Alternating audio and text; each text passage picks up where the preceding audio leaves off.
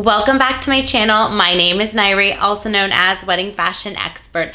This week we are talking about my go-to tips for being a bridal stylist, whether you're an existing bridal stylist or wanting to become one or just learn more about what it is to be a bridal stylist. And my advice, this video is for you.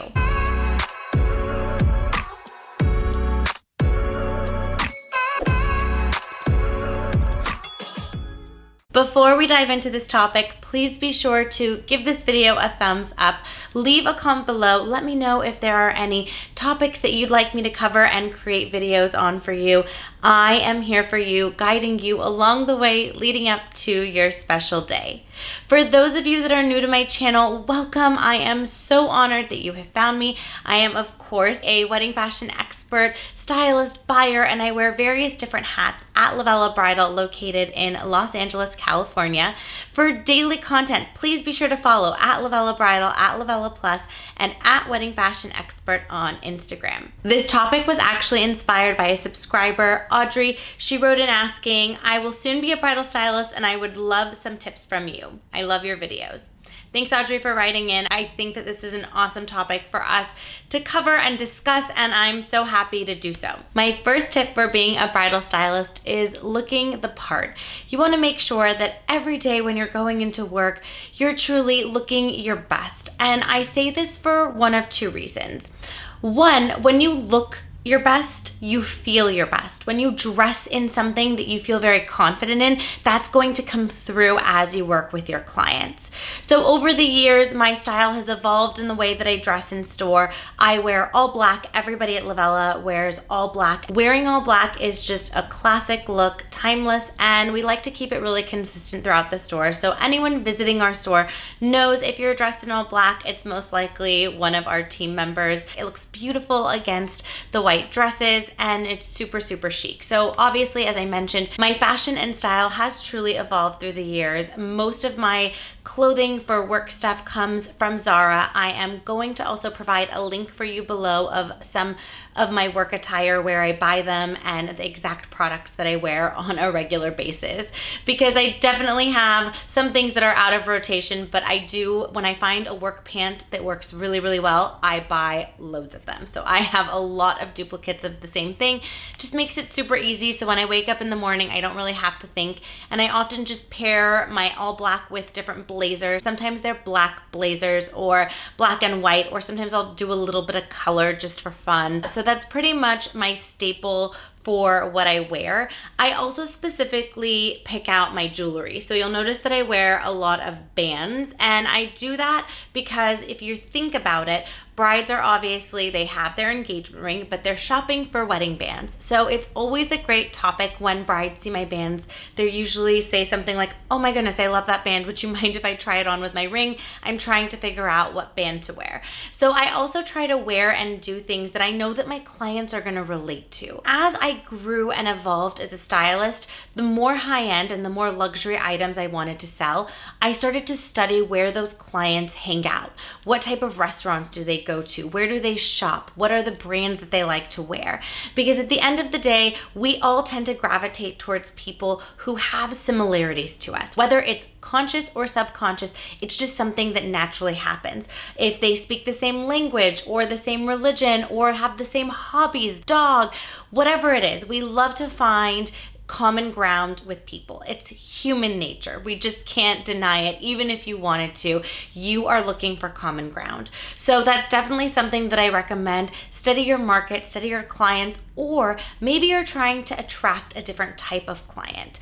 You want to start dressing and styling yourself in a way that is going to attract them to you. So a little bit of styling psychology behind that as well. It evolves. As fashion evolves, we all evolve, but I definitely highly recommend classic, simple, and also I'd like to mention definitely no like short skirts or inappropriate lengths, because in bridal you do bend down a lot to fluff trains, to grab things and just keep things tidy. So short skirts are just not very professional. Low cut stuff, not professional. No leggings. Please don't wear leggings to work. Keep it super elegant, classic, and really fashionable, because in the end of the day, you are in the world of fashion and styling brides. You need to look like a stylist. Another thing you really want to consider when being a bridal stylist is you must be a good listener.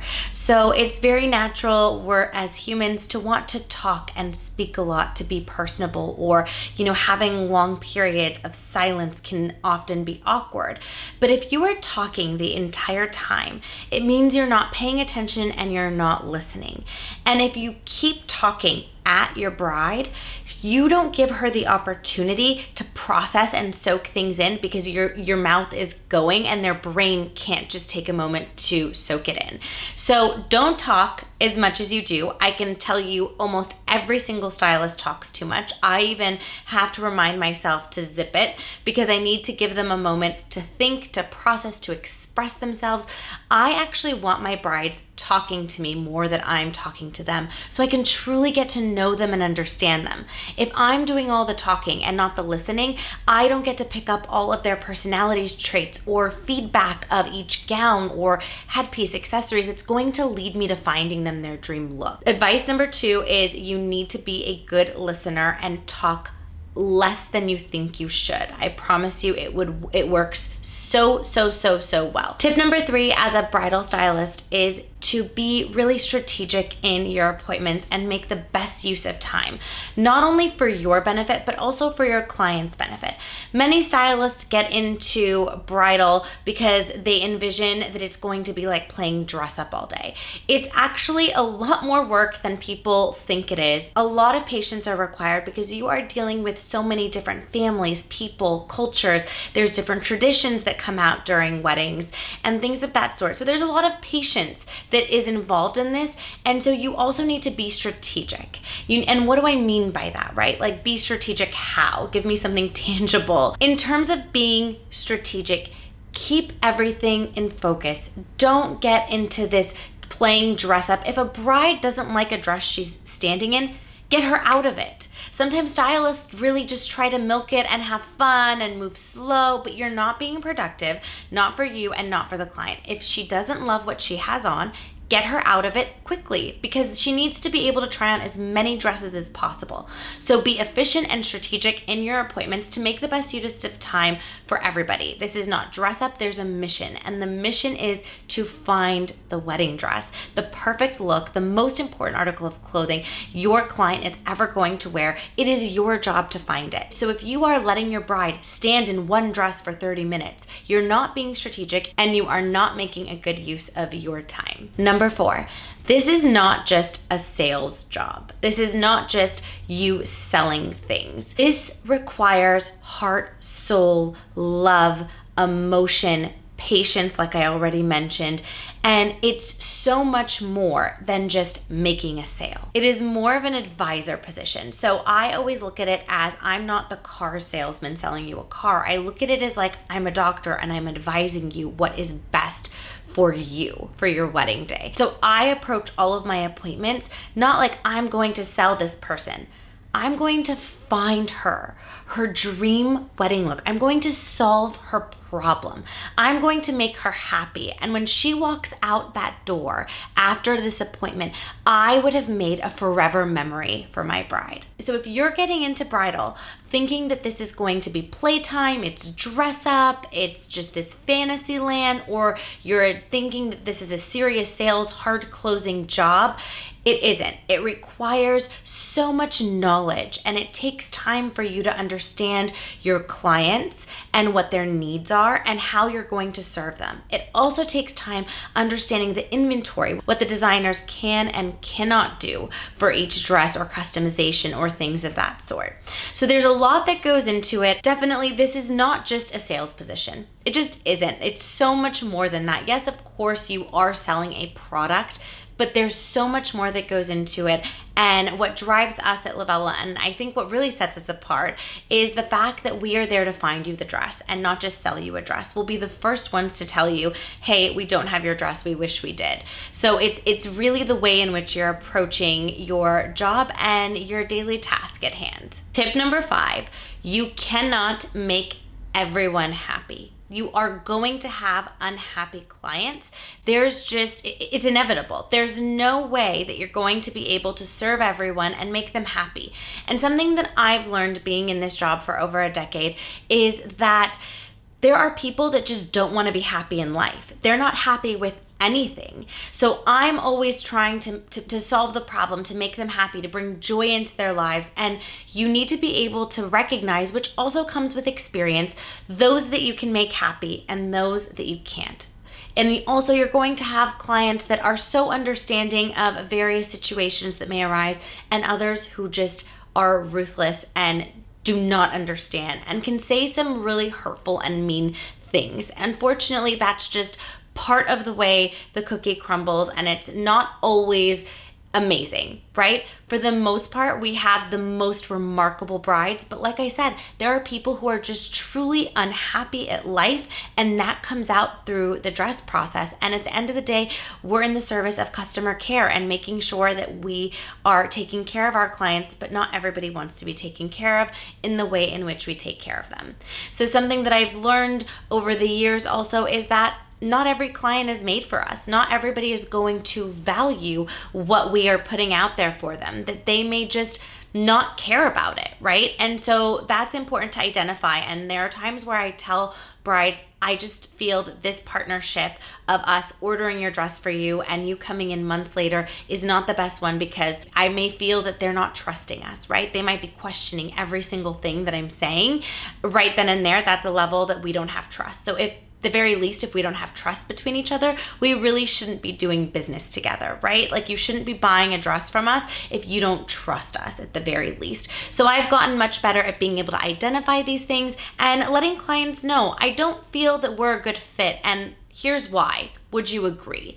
And oftentimes they do agree and they go on their merry way, and I get to help the next client coming in. The last bit of advice that I have for you that I think is super important as well, piggybacking off of the fact that you can't make everyone happy, reviews. Reviews for every business is a really big deal, and you will have clients say things about you for various reasons. I have had clients leave reviews just because they are looking to gain something from us. If they leave us a bad review, they are manipulating the situation for us to make it right for them. That happens all the time. Sometimes they leave a bad review and it's the truth. It really didn't go well, and things happen. We're human. Human mistakes happen, and maybe it's just something that didn't go right. And that's okay. That's what happens in life. Not everything goes beautifully and perfectly, right? The one thing I want to say here is, don't allow the one review or the one client that's so unhappy with you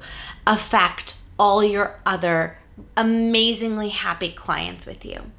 We often have a tendency to fixate on the one negative thing when there are 10 amazing things, but that one negative thing is where we put our focus on versus the 10 remarkable things that are happening, and the 10 brides that we made happy. We're fixated on the one that didn't like us or the one that we couldn't make happy. So that's something that you really, really need to consider, because if you're focusing on the one client that you weren't able to make happy and that really affects you and hurts you, you're going to take that into the next appointments, which isn't fair to the brides that are coming in that you'll be serving, and it's not fair to you, because you have to be in this industry because you love it. If you don't love bridal, it is going to eat you up and spit you out. It is such a specialized industry, and it takes such a special person to be in it for so many different reasons. Pretty much almost everything I listed before this very moment in this video. It's unique. It's a one-of-a-kind thing. It truly is. Like, we dress women in the most important article of clothing they'll ever wear. This is a really, really, really big moment in someone's life, a huge fashion moment. And so there's a lot of emotions, and everything is at an all-time high. So there are a lot of things you're going to see with the scope of this job that aren't in other industries or in other places. I hope that you found this video helpful. If you have any follow-up questions, leave me a comment below. I'm sure after this video, I'm gonna come up with other tips that I have for you all, and maybe we'll do a part 2 of this video. But for now, I found these to be the most common things that I like to tell people when they're starting out, or this is a beautiful reminder, even if you are seasoned and you've been in this industry for a long time, it is super easy to go back to old habits and doing things your old ways. But another thing I will mention about this job is that your clients are always changing, so you never get bored.